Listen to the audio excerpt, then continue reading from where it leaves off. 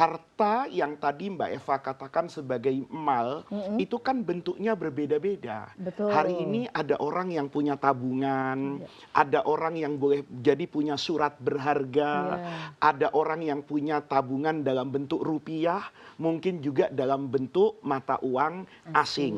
Ada yang nanti memiliki emas misalnya dan lain sebagainya. Maka ini semua Mbak Eva itu dikatakan sebagai al-maujudat az-zakawiyah. Az-Zakawiyah. Saya sebagai muslim ketika mau mengeluarkan zakat, objek apa yang akan saya daftarkan? Hmm. Misalnya yang dikatakan al-mal, maka semua uang yang saya miliki ini semua harus saya kumpulkan. Namanya al-maujudat az-zakawiyah. Oke. Yang kedua, bagian dari rahmat Allah. Allah itu mengenakan zakat atas penghasilan bersih, bukan penghasilan kotor. Maka saya harus mengumpulkan dulu yang Hmm. namanya al-matlubat az-zakawiyah. Oke. Kewajiban saya. Kalau saya sebagai suami, maka nafkah rumah, Mhm. nafkah anak, istri dan sebagainya yang menjadi beban hidup saya. Kalau seorang muslimah, Mbak Eva misalnya kan dinafkahi sama suaminya, Iya. tetapi Mbak Eva punya kebutuhan yang Penghasilan. bersifat pribadi, Oke. ya pekerjaan Mbak Eva menuntut membeli pakaian yang pantas, memiliki aksesoris dan sebagainya. Nah, ini dikeluarkan dulu nanti, kayak aktiva dengan Hmm. pasifa tuh di Iya, laporan iya, iya, keuangan. iya, iya. Ini namanya al-matlubat az-zakawiyah. Nah, setelah jumlah harta saya yang saya miliki secara kotor ini dikeluarkan apa yang menjadi beban kewajiban saya, maka nanti keluarlah ini sebetulnya objek zakat. Oke. Itu dalam ilmu zakat modern namanya wi'a'uz zakat. Wi'a'uz Jadi kalau zakat. saya punya uang misalnya, contohnya yang banyak aja ya, kalau Iya. punya uang 10 miliar Iya. misalnya, terus kebutuhan hidup saya yang sudah saya keluarkan atau yang akan saya keluarkan dalam 1 tahun zakat berjalan, itu misalnya 2 miliar. Maka Hmm. sebetulnya ketika saya punya total harta 10 miliar, tetapi ada kewajiban yang masih harus saya keluarkan, itu saya keluarkan dulu semua tuh. Nah, Hmm. bersihnya misalnya 7M. Maka 7M ini yang dikatakan wi'a'uz zakat. Oke. Ini yang wajib dikeluarkan zakatnya. Setelah itu, saya harus mengetahui dulu nih. Yang pertama haul, berlangsungnya satu Oke. tahun. Oh, jadi ada Kemudian haulnya yang ya, Kiai, ya ya? ada haul Mhm. 1 tahun. Mhm. Kemudian tarif zakatnya. Karena Hmm. tarif zakat tuh beda-beda Mbak Eva. Iya, iya, Zakat iya. pertanian, zakat nanti misalnya barang tambang dan Mhm. sebagainya. Kalau zakat mal secara umum, maka tarifnya itu 2,5% Mhm. kalau menggunakan tahun hijriyah. Oke. Ini para pemirsa harus tahu, karena tahun hijriyah dengan tahun kok samsiah, masehi dengan Masehi. kalender Islam, itu harinya kan berbeda. Kalender Betul. Islam itu lebih pendek. Kalender Masehi itu lebih panjang. Ada perbedaan sekitar 11 hari katakan. Artinya apa? Kalau saya menghitung dengan tahun Komariah, tahun Islam, maka zakatnya itu 2,5%. Hmm. Kalau saya menghitung dengan tahun Masehi, itu ada tambahan sedikit. Karena kan uangnya bertambah lamanya di tangan saya 11 hari. Iya. Maka kata ulama, keluarkan zakatnya 2,575.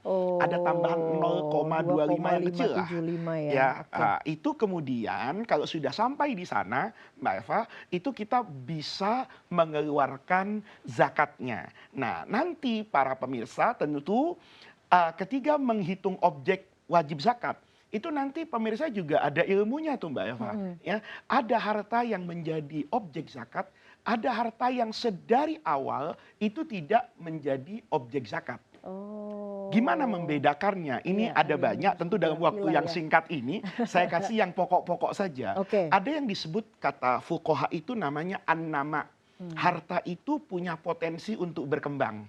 Baik dia berkembang secara faktual maupun dia berkembang secara konseptual. Oke. Misalnya uang Mbak Eva. Mhm. Uang itu secara konseptual dia bisa bertambah kalau saya investasikan. Ya. Secara faktual semua orang merasakan itu. Kalau dia punya uang 10 juta, kemudian dia investasikan, dia pakai dagang misalnya, kemudian dengan keuntungan dan sebagainya, uangnya menjadi 12 juta. Mhm. Nah, yang seperti ini kena zakat.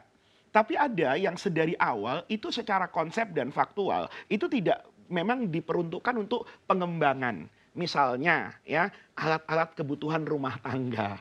Itu kalau kita Hmm. beli kulkas, itu kan malah nilainya menjadi turun. Iya. Mobil misalnya yang menjadi kebutuhan transportasi utama saya, ya, itu juga tidak menjadi objek zakat. Oh, Nah, jadi tidak ini perlu ada bayar zakat ilmunya, tadi tidak itu ya? semua harta itu kemudian menjadi sasaran Iya dari iya iya. zakat dan tidak semua yang dimiliki kita walaupun terlihat sebagai harta yang punya nilai besar itu juga menjadi sasaran zakat. Misalnya, saya ngajar Mbak Eva ya. Ketika saya ngajar di era seperti ini, saya butuh ya katakan laptop, Heeh. katakan handphone. Ini semua modal saya. Itu kalau kita konversi ke uang, mungkin nilainya bisa ratusan juta. Teknologi Mmm. modern hari ini. Tetapi itu kemudian tidak menjadi objek zakat karena itu saya butuhkan untuk menunjang pekerjaan utama saya sebagai seorang guru. Oke. Ya. Nah, apakah ada batas tertentu? Kita bicaranya biasanya istilahnya nisab ya, Kiai Iya, ya. iya, Nah, iya. itu untuk, bagi seseorang yang ingin membayar zakat, Iya, Kiai. nisab itu kan sebetulnya standar kekayaan. Unik loh Mbak Eva. Oh, Nisab terkait dengan zakat, itu ukurannya berbeda-beda. Tergantung objek zakatnya. Jadi Islam itu berkeadilan Mbak Eva. Orang kalau kaya, kayanya dengan uang. Dengan orang yang kaya, modal kekayaannya adalah binatang ternak misalnya. Atau yang modal kekayaannya itu adalah tumbuh-tumbuhan. oke. Ya, pertanian dan perkebunan misalnya. Itu berbeda-beda. Misalnya nih ya, nisab zakat mal Mhm. itu ada khilaf di antara ulama terkait dengan karatnya emas. Ini penting sekali karena Qur'annya itu cuma bilang emas. Emas. Tapi sejatinya ada nggak sih sebetulnya emas murni yang ketiga dibentuk itu tanpa campuran logam? Iya, Nggak ada. nggak ada. Makanya ulama itu nanti berbeda-beda terkait dengan nisab harta ya. Ya, di luar pertanian dan sebagainya yang paling banyak adalah konsep zakat harta. Mhm. Ada ulama yang tidak membedakan. Pokoknya emas itu dalam 96 gram atau 85 gram wajib Mhm. zakat. Mhm. Tetapi ulama hari ini yang melakukan penelitian dan pengkajian terhadap logam mulia ini itu membedakan Mbak Eva. Kalau karatnya 24 karat nih, emas murni ini, itu nisabnya 85 gram. Oke. Kalau karatnya Mhm. 21 karat, maka dia menjadi 96 gram.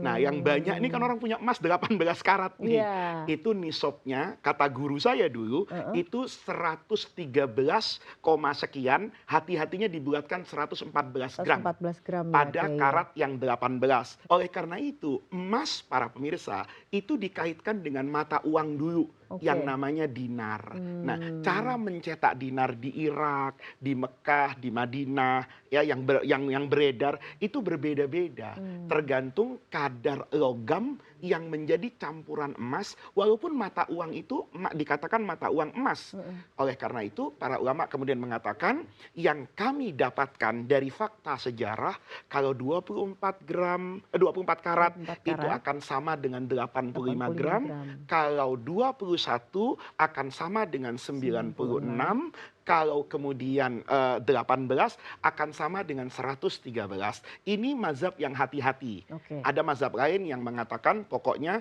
berapapun itu 85 gram, Mhm. berapapun itu 96 gram. Itu Oke. rasanya para pemirsa yang paling bijaksana adalah membedakan dari aspek karat.